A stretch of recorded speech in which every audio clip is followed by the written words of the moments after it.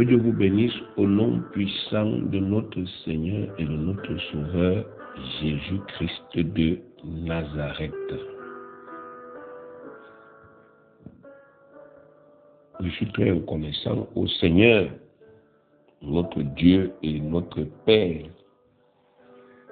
pour la grâce qu'il nous accorde de continuer d'être en vie. Parce que la vie vaut mieux que tout, malgré les difficultés, malgré les problèmes. Dieu nous permet de continuer d'être en vie et en santé et je lui rends vraiment grâce. Je suis aussi reconnaissant au Seigneur pour ce travail que nous avons initié pour sauver nos couples, pour sauver nos foyers. Donc, je continue de prier pour que ce travail puisse porter des fruits parce que ce n'est pas facile, ce n'est pas évident. Une chose est de pouvoir, n'est-ce pas, connaître la vérité, une autre est de pouvoir l'appliquer. Lorsque effectivement nous regardons, nous scrutons comment est-ce que la vie réelle se passe, nous constatons que ce n'est pas facile d'appliquer, n'est-ce pas, effectivement, la vérité, même quand on la connaît. Et encore plus dans le cadre du foyer. Ce n'est pas facile.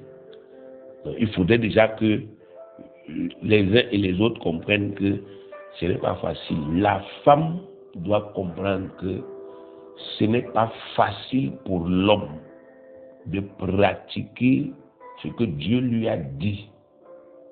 Donc, le commandement que Dieu a donné à l'homme pour le fonctionnement du foyer, c'est Marie, aimez votre femme comme Christ a aimé l'Église. Et il s'est livré lui-même pour elle. Donc, le commandement que Dieu a donné à l'homme pour le fonctionnement, n'est-ce pas, du foyer. Et il a dit à la femme, soyez soumises à vos maris comme au Seigneur. Donc, la femme doit comprendre.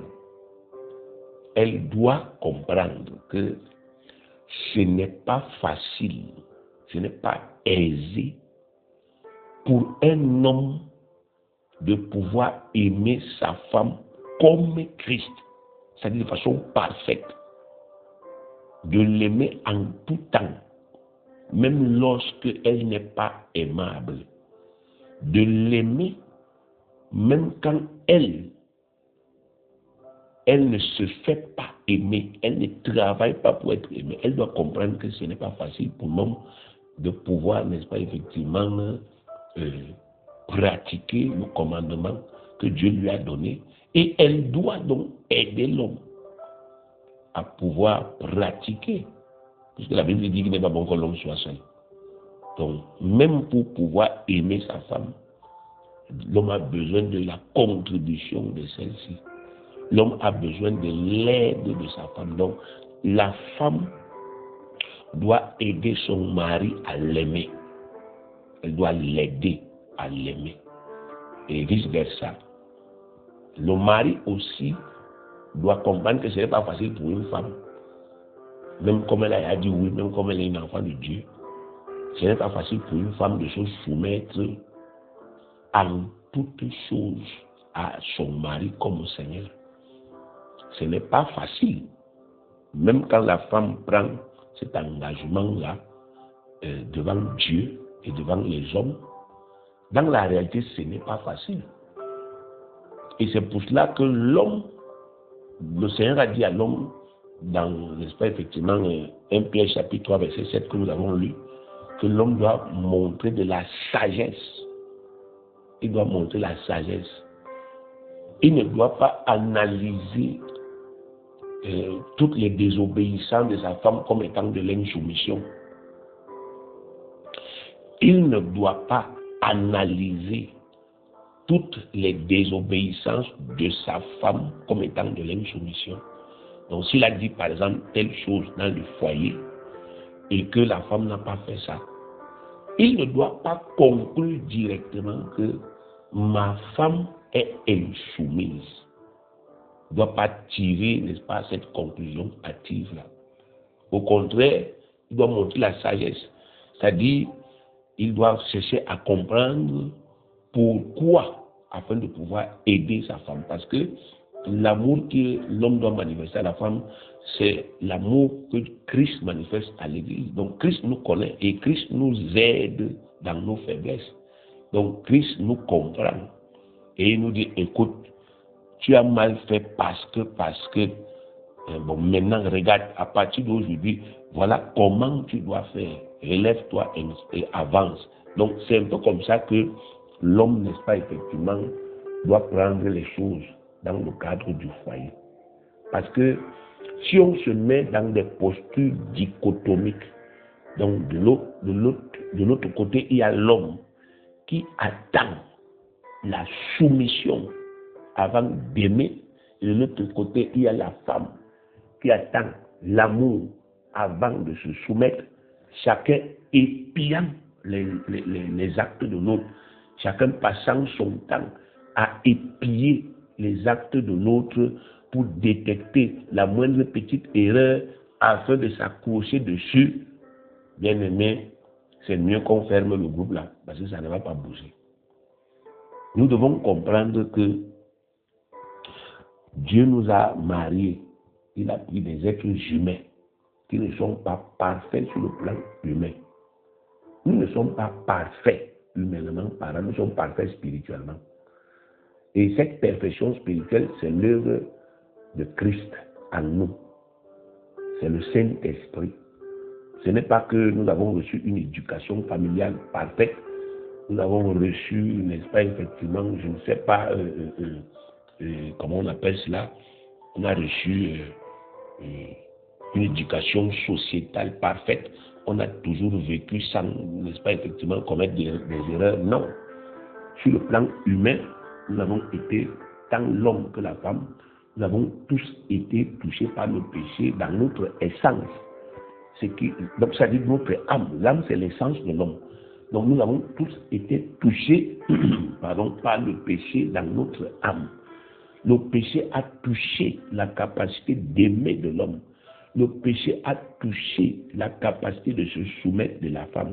Le péché a touché tout ça. Et la vie que nous avons menée avant de venir à Christ a contribué à nous démodéliser.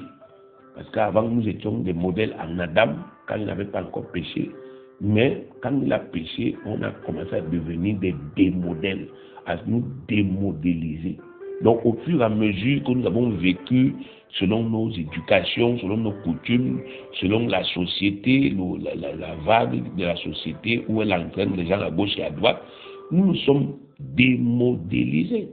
Ce qui fait que lorsque Dieu nous récupère et que nous naissons de nouveau, nous avons un travail de remodélisation.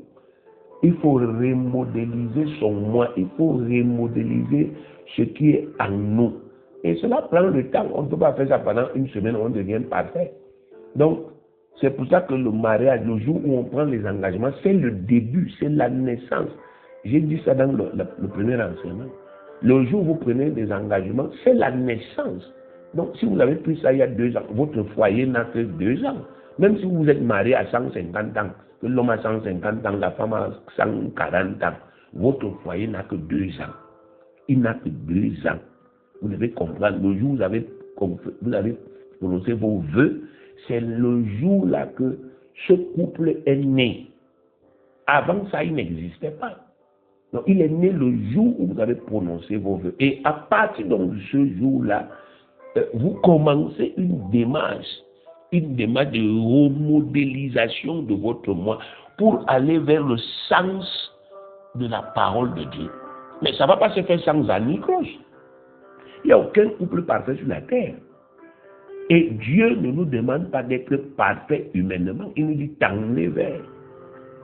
Dieu regarde la fidélité, pas la perfection. Il regarde la fidélité. Il regarde la fidélité, pas la perfection. Donc, s'il y a quelqu'un dans le couple qui, n'est-ce pas, effectivement, lui se considère comme parfait par rapport à l'autre, c'est lui qui est la principale cause, n'est-ce pas, effectivement, du dysfonctionnement de la famille. Que ce soit l'homme, que ce soit la femme. Si une femme se sent parfaite par rapport à son mari, il y a un problème. Son mari étant imparfait, elle aura déjà des problèmes pour se soumettre à un homme imparfait. Et de la même manière, si un homme s'estime parfait, alors il aura du mal, n'est-ce pas, effectivement, à aimer une femme imparfaite. Or, Dieu, lui, a institué le mariage pour des hommes humainement imparfaits, avec des femmes humainement imparfaites. Et il a dit, pratiquez donc mes lois. Et mes lois sont parfaites. Pratiquez-les fidèlement. Et vous allez voir comment est-ce qu'il y aura un phénomène de correction en vous. Mais ce sera progressif.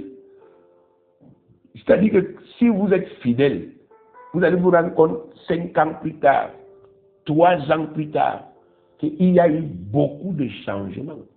Mais il y aura toujours encore beaucoup de choses à améliorer parce que l'âme, c'est un univers. Bien aimé, c'est infini. Donc il y a tellement de choses dans notre âme, tellement de choses qui doivent changer que toute une vie ne serait pas suffisante. Donc il ne faut pas se mettre dans des postures dichotomiques. Comme, n'est-ce pas, effectivement, certaines personnes pensent. Une femme peut se fâcher dans un couple parce qu'elle est humaine.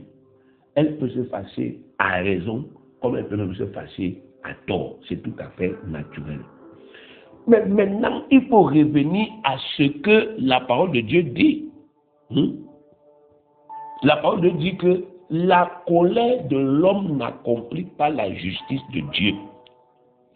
Donc, si on a une femme qui est fâchée, à tort ou à raison dans un couple, et qui garde sa colère indéfiniment, mais elle est déjà hors de la parole de Dieu.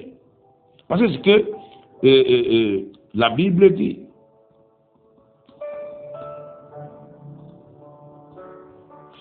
Il est écrit que la colère de l'homme,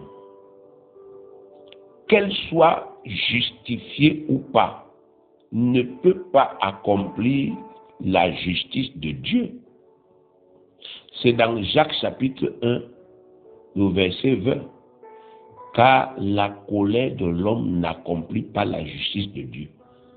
Alors si une femme est instruite, si une femme a la connaissance des principes spirituels qui régissent la vie dans un couple, ou bien la vie dans une famille, ou bien la vie dans une église, elle devra comprendre que j'ai raison de me fâcher, mais la colère que j'entretiens à raison contre mon mari ne peut pas apporter les résultats que je désire. Donc, je dois, n'est-ce pas, effectivement, pratiquer la parole. Et la parole dit quoi par rapport à la colère? Éphésiens 4, verset 26. Si vous vous mettez en colère, ne péchez point.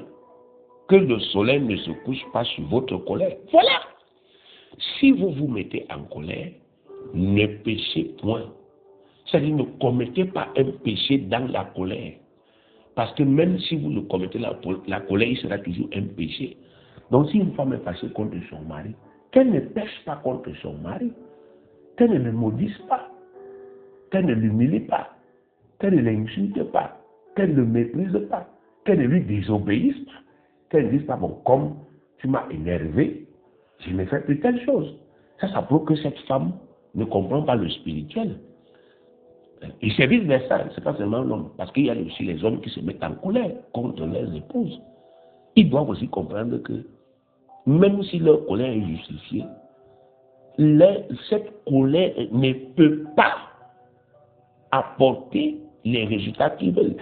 Si quelqu'un se met en colère parce que sa femme n'a pas respecté les directives qu'il a données, la colère là ne peut pas amener cette femme à changer. C'est ce que Dieu voudrait que nous comprenions. Donc même si l'homme maintient sa colère pendant 10 ans, la femme ne va pas changer. C'est ce que Dieu voudrait que nous puissions comprendre. Même si la femme maintient sa colère pendant 18 ans, l'homme ne va pas changer positivement. Parce que c'est comme ça, c'est spirituel, c'est une loi.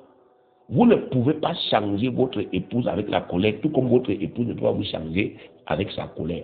Donc, à partir du moment où on comprend cela, on comprend que si il arrive que quelqu'un dans le couple a sujet de se mettre en colère, ce n'est pas un péché.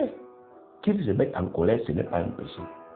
Ça devient un péché quand, n'est-ce pas, effectivement, il garde cette colère en lui et il commence à agir sous l'inspiration de cette colère-là. Donc, il commence à commettre des péchés sous l'inspiration de la colère. Et c'est parce que ces péchés vont détruire, n'est-ce pas, effectivement, le foyer. Vous voyez? Donc, nous avons pris la décision de faire ce travail parce que nous avons la foi. Et nous voulons, n'est-ce pas, effectivement, faire prévaloir la vérité. Et nous ne sommes pas parfaits, mais nous avons pris la décision de marcher comme Dieu nous demande. Donc ça suppose que nous avons dit non à la malhonnêteté. La malhonnêteté, c'est quoi? La malhonnêteté, c'est que quelqu'un s'est marié pour exploiter l'autre. On a déjà dit cela, que si quelqu'un s'est marié pour exploiter l'autre, ce mariage-là, bien aimé, Dieu, lui, ne le reconnaît même pas. Si une femme s'est mariée parce qu'elle calcule les biens de l'homme, la position de l'homme, Dieu n'est pas là-dedans. Si un homme a vu une femme qui travaille, il a dit je vais l'épouser parce qu'elle travaille, Dieu n'est pas là-dedans. Nous, on est dans le cadre précis où, n'est-ce pas, l'homme et la femme se sont mariés parce qu'ils croient en Dieu et parce qu'ils veulent se mettre ensemble pour servir Dieu et pour vivre dans l'amour. C'est la définition que nous avons donnée. Donc les autres formes de mariage, là, on ne traite pas de ça. Si quelqu'un est là-dedans, c'est à lui de se repentir. Si toi-même tu sais, pendant que tu écoutes ces enseignements, tu sais que je me suis mal marié, j'ai triché dès le départ, c'est à toi de te repentir et de te convertir. Et là, Dieu va commencer à s'impliquer dans ce foyer. Donc, si, n'est-ce pas, effectivement, tu reconnais que, non, effectivement, voilà, moi je suis entré dans l'histoire de mariage, c'était même pas l'amour qui me motivait, c'était des calculs. Répands-toi et convertis-toi. Et Dieu va commencer à s'impliquer. Mais, en réalité, nous nous adressons aux fils et aux filles de Dieu qui se sont mariés, n'est-ce pas, effectivement, parce qu'ils croient en Dieu, parce qu'ils croient en cet appel. Le mariage, c'est un appel. Ils croient, n'est-ce pas, effectivement, cet appel du mariage, qu'il faut s'unir à quelqu'un, former un, vivre dans l'amour, avoir des enfants et servir Dieu. Donc, même quand vous êtes marié sur ces bases saines-là, bien aimé, ça ne change rien qu'il y aura tous les problèmes parce qu'il y a des démons qui travaillent jour après jour pour attaquer tout ce que Dieu essaye de construire et de bâtir. Et il y a notre vieil homme qui, n'est-ce pas, n'est pas mort, mais qui est seulement crucifié et qui de temps en temps détache souvent un doigt, détache un pied et chaque fois qu'il se manifeste, ça entraîne les problèmes. Donc, mais Dieu a déjà anticipé. Il a anticipé, n'est-ce pas, effectivement, en nous donnant les lois qui doivent nous permettre de fonctionner harmonieusement. Si quelqu'un se fâche dans le couple indéfinitivement, il n'est pas dans la volonté de Dieu. Il n'est pas dans la volonté de Dieu. Parce que notre Père est lent à la colère et riche en bonté. La Bible dit qu'il ne garde pas sa colère à toujours. Il se met souvent en colère, mais il ne garde pas la colère à toujours. Il nous a dit d'être ses imitateurs. Éphésiens chapitre 5, verset 1 dit que nous devons être ses imitateurs. Donc dans le foyer, nous devons imiter Dieu, nous devons imiter Christ. Donc Jésus-Christ se fâche souvent contre nous. Et il se fâche à raison. Mais il ne garde pas sa colère à toujours. Il se fâche et il pardonne. Et il oublie. Donc nous aussi, on doit cultiver cela, puisqu'on a déjà pris l'engagement que nous devons vivre ensemble. Nous devons, n'est-ce pas, cheminer ensemble. Donc ça suppose que s'il y a des couacs, n'est-ce pas, effectivement, on s'arrête, on transcende les mauvaises pensées, parce que la colère est une mauvaise pensée, on transcende les mauvais sentiments, on transcende on dépasse les mauvaises inspirations. Tout ce que la colère nous inspire là, on essaie de dépasser ça Et on cherche, bien aimé, des raisons pour continuer à aimer. Vous savez, on ne peut pas, n'est-ce pas, effectivement, juger une relation comme le mariage sur un seul fait. Donc, je ne peux pas aujourd'hui juger ma femme, mon épouse, rien que sur le contexte actuel. Si mon épouse est défaillante aujourd'hui, je ne vais pas la juger seulement sur ça. Parce que mon épouse n'est pas que défaillance. Il y a beaucoup de choses, de bien qu'elle a fait, et c'est sur ça que je dois toujours me focaliser mon attention. Donc on oublie les péchés. Vous vous souvenez dans Ésaïe chapitre 55, n'est-ce pas, le Seigneur dit que autant l'Orient est loin de l'Occident, autant il est loin de nous nos transgressions. Donc lui ne passe pas son temps à regarder nos péchés, à regarder nos fautes, parce qu'il sait que le péché produit ce qui est mauvais. Donc nous aussi on doit apprendre ça dans le couple. Les péchés vont arriver, les fautes vont arriver, les défaillances vont arriver, mais on doit pratiquer la discipline du renouvellement de l'intelligence pour dire, Seigneur, mon mari, il a fauté ici, mon mari a mal fait ici, mon mari a mal parlé ici, je me suis mis en colère, c'est vrai, mais puisque je suis une partie de lui, je suis une partie de lui, si je suis une partie de son corps et je me mets en colère, ça veut dire qu'effectivement une partie de son corps est malade. La maladie là-bas finalement me toucher moi-même. Et si, n'est-ce pas, effectivement, je me mets en colère et que je le détruise, je ne vais tirer aucune gloire parce que nous sommes déjà un. Et en plus de cela, mon mari n'est pas que mauvais, mon mari n'est pas que méchant, mon mari n'est pas que dur, il est aussi ceci, il est aussi cela. Et donc on doit chercher à trouver ce qui est bien en l'autre et c'est sur ça qu'on doit s'accrocher. Ça va nous faciliter le pardon, ça va nous faciliter, n'est-ce pas, effectivement, d'oublier les mauvaises choses. Donc il faut que vous le compreniez, bien aimé, le vivre ensemble c'est une marche. Ce n'est pas quelque chose qu'on fait pendant un jour et puis on arrête pendant une semaine, non. C'est un travail qu'on doit faire chaque jour parce que chaque jour il y a des tentations. Aujourd'hui vous pouvez être en paix et demain subitement sans crier, gars, un problème arrive et n'est-ce pas, ça met en lumière la responsabilité d'un membre du couple. Bon, l'autre doit comprendre que oui, bon, il a fauté, c'est vrai, mais bon, on ne va pas le tuer pour ça. Puisque Dieu nous a pardonné, moi aussi je pardonne. Et puis on se remet ensemble, on arrange la chose ensemble, on présente le sujet à Dieu ensemble, on prie ensemble, et on sort de là ensemble, et on transcende ça ensemble, et ça nous donne une victoire. Voilà ce que Dieu, lui, il veut voir dans les couples. Les couples qui se vertuent, qui se battent pour fonctionner comme ça, Dieu les apprécie et il les bénit. Chaque fois que ces gens-là prient, Dieu les exauce.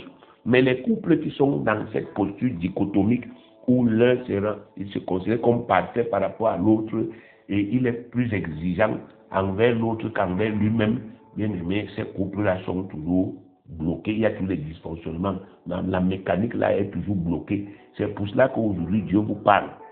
Pour que vous soyez sages, pour que vous soyez, n'est-ce pas, effectivement, intelligents. Parce que l'adversaire qui est le diable rôde comme un lion rugissant, cherchant qui dévorera. Ne lui permettez pas d'entrer dans vos têtes avec des mauvaises pensées. Que Dieu vous bénisse.